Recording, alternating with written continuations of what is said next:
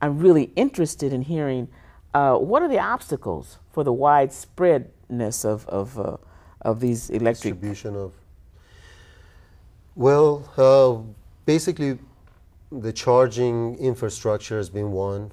The limited range was another one that they have worked on it. Those are the old percent. Imagine just like cars 100 years ago, we had to go crank them out. You know, I don't remember that. Yeah. But, my grandfather had one. I remember. Right. So it's an evolution of the technology. Just like computers, they were the size of this room just 30 years ago. What we got in a laptop right now.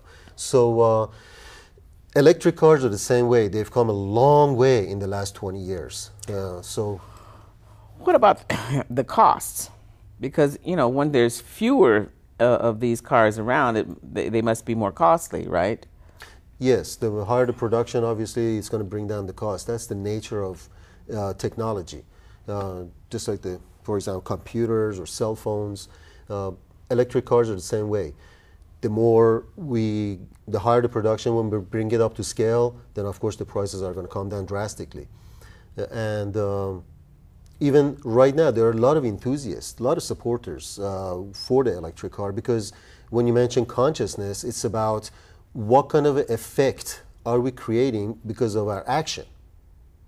We are drilling all these holes in the ground to suck up all this dirty, toxic fuel, blowing up mountains to create coal, to separate the coal from the debris, polluting all our waterways, mercury in the water, CO2, carbon monoxide in the air. It's just insane when you think about it. That's the level of consciousness we were talking about. Well, that's where the level of greed has taken us. Mm-hmm. But when we're talking about of the level of consciousness that I'm talking about, it would flip that greed around so that there are people who have not had access who would then have access and would be creating a more sustainable environment as well.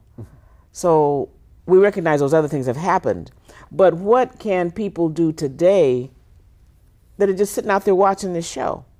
Well, let me point something out when you mentioned the greed.